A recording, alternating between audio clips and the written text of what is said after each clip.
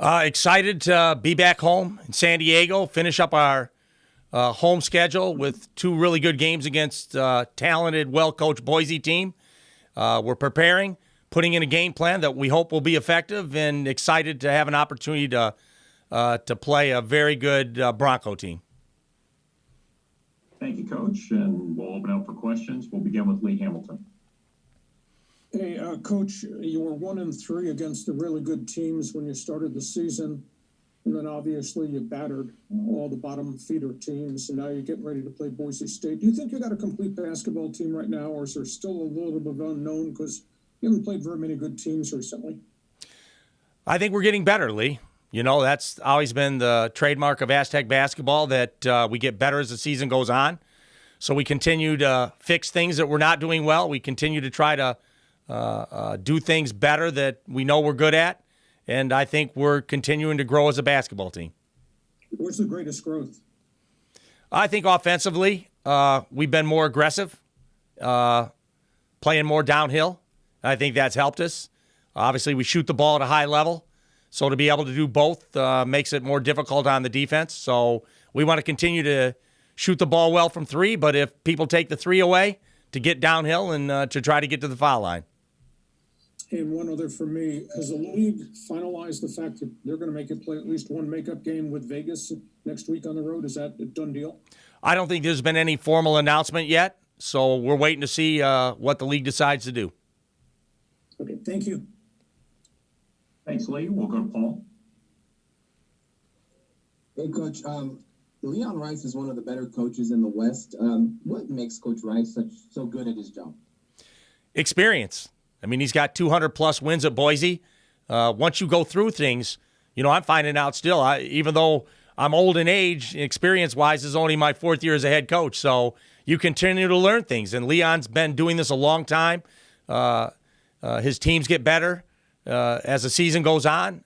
He fixes things that are broke, and things they're good at, he continues to work to get better at. So Leon's a very good coach, and I've learned a lot from watching his teams play over the years.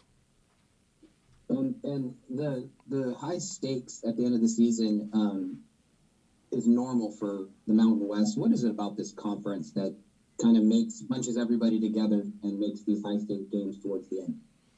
It's really good coaching. It's good talent. And it's hard places to play. And obviously this has been a year like no other. So we're not playing in front of crowds at all. We're playing in empty arenas by and large. And so it's been different challenges this year than ever. But the coaching remains really good. The talent in this league remains really high. And hopefully we get multiple bids into this year's NCAA tournament. Thank you, Coach. Thanks, Paul. We'll go to Bob.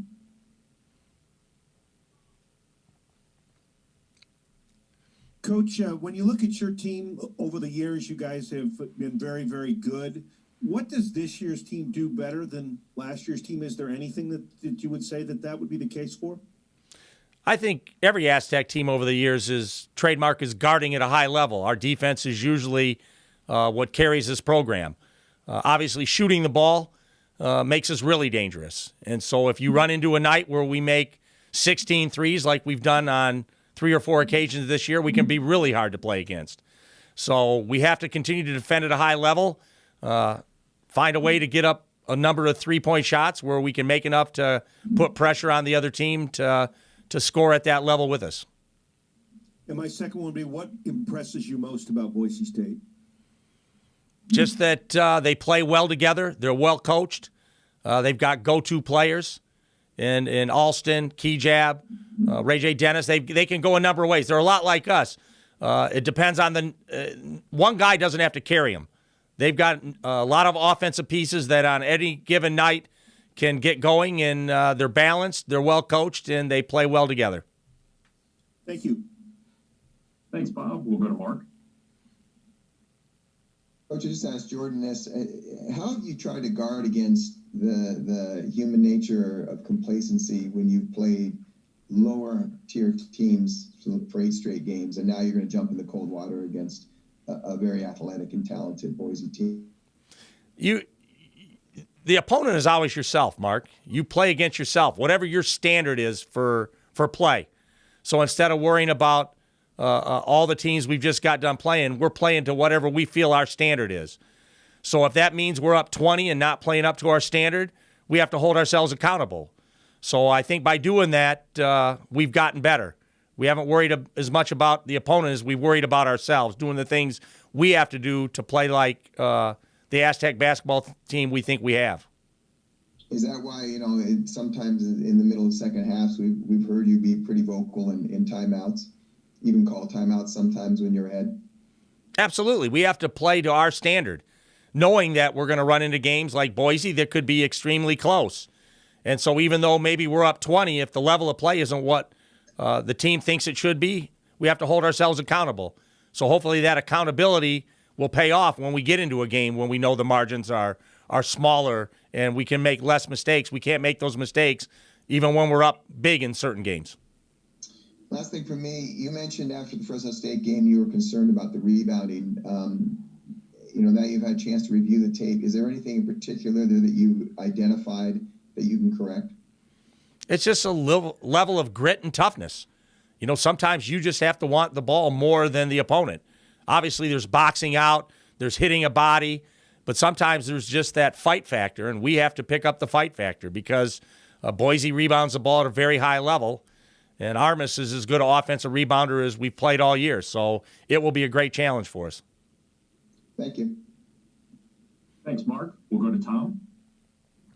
Hi, Coach. You mentioned playing downhill, and I was wondering, how does playing downhill factor into a strategy against teams that try to take away the three?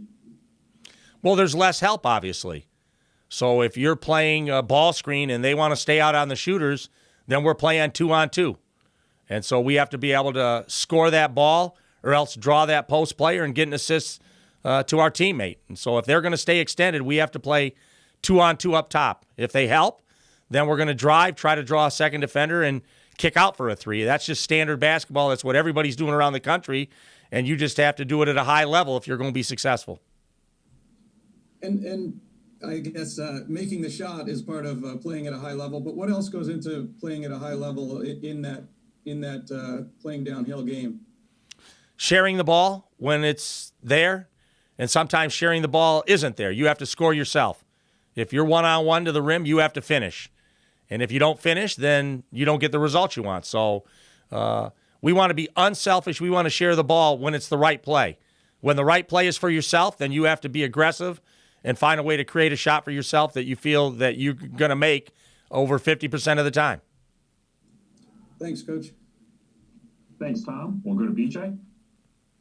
Hey, Coach, what have we seen in the development of Derek Alston the last couple of years and obviously becoming a guy now that's a leading candidate for Conference Player of the Year, and what makes him so tough to defend? He's having a banner year. He's one of the elite players in this league. He shoots the three at a high percentage, 40+%. He's strong from the field, almost 50%. His passing, his ability when they run a play for him, a ball screen or a handoff, his ability to find his teammates. So he does everything that good players do. He plays for himself, and when you take his shots away, he plays for his teammates. And so he's had an incredibly good year, and he'll be a real challenge for us to contain on Thursday and Saturday. And you mentioned kind of not just needing, not just him doing it, though. They have some other guys. Their bench production has been pretty good this year. How, in years past, they've relied on one or two guys that needed to score, 20 or 25. What have you seen in terms of their depth this year? And foul trouble, things like that probably don't affect them as much as maybe it has in the past. No, they've got great depth, and that's what good teams have. They have great depth. And so whether it's Ray J or it's Schaefer or it's Dutrieve, Aycock, they've got a lot of good players. Keyjab. So they're talented at multi-positions, and they play well together. So that always is a challenge defensively when you have to concentrate on so many different pieces. I know there may be makeup games, Coach, but the league kind of set this up with you and them kind of at the end of the season to maybe determine the title, and the way it's worked out, that very well could be the case, I guess. What are you thinking just in terms of the magnitude of these games with the league race on the line? It kind of worked out how the league maybe set it up for. Yeah, it's the top two teams picked to finish 1-2 in the league playing on the last weekend, which is a good thing. But with that being said, obviously Colorado State with only 3 losses is still in the race. Utah State is in the race with 4 losses. They're hoping for a Boise San Diego State split this weekend.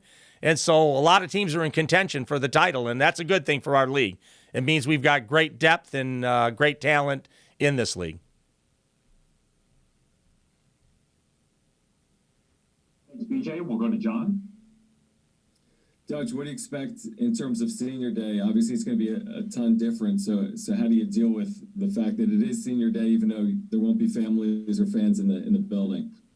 I mean, that's one of the saddest things that Jordan and Matt and Trey and Josh and Terrell aren't going to have their families walk out there before the game with them to be recognized and honored for their contributions to San Diego State basketball and this university over the years. So it's a moment we're all going to miss. I'm going to miss it, being out there and letting them know how appreciative I am of not only them as players, but their families for their support over the years. So it's just another moment we're missing due to this COVID.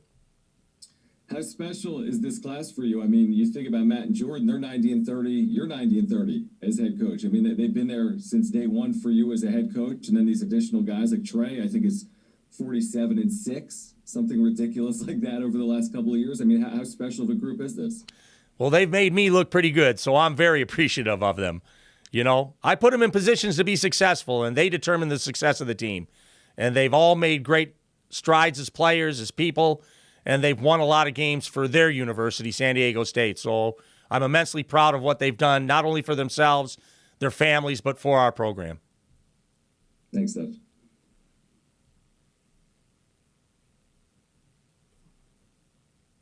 Thanks, John. We'll go to Adam. Hey, Coach, a couple questions back. It was mentioned about the magnitude of these two upcoming games. Do you do anything differently to prepare or in terms of focusing with the teams and emphasizing the magnitude of these games, or do you treat them as basically just any two games? I'm a big believer in routine, and so we don't want a different routine for Boise than we've had all year. So we do things exactly the same way. There's a comfort level in a routine. And so we stretch the same way, we prep the same way, we watch film the same way, no matter who the opponent is. And routine gives you comfort, and comfort lets you perform at your best. And so we stick to our routine no matter who we're playing. Thank you. We'll go to Mark. Coach, you've already been on record saying that you feel like the top teams in the conference should not be playing makeup games that may hurt their NCAA tournament resumes. But I'm wondering if you could comment specifically about the UNLV game in terms of just the logistics of trying to plan a trip on maybe a week's notice or less, and also the potential for COVID exposure because you're going to be on the road on a team that has gotten through the entire season without any positive cases. Obviously, there's a lot going into a decision like this, and the health of our team is of the utmost importance. If we go on the road and we pick up someone gets COVID from being in an airport, for being in a hotel, for traveling together, and we're this close to the tournament that it could be a huge setback, not only for our program, but anybody that travels. So some of these teams in our conference, it appears, may have to play two different teams in the last week leading in the conference tournament. So I just think the risk of exposing ourselves to one more trip doesn't benefit anybody if our goal is the NCAA tournament and trying to have teams healthy for that event, and that's how I feel about it.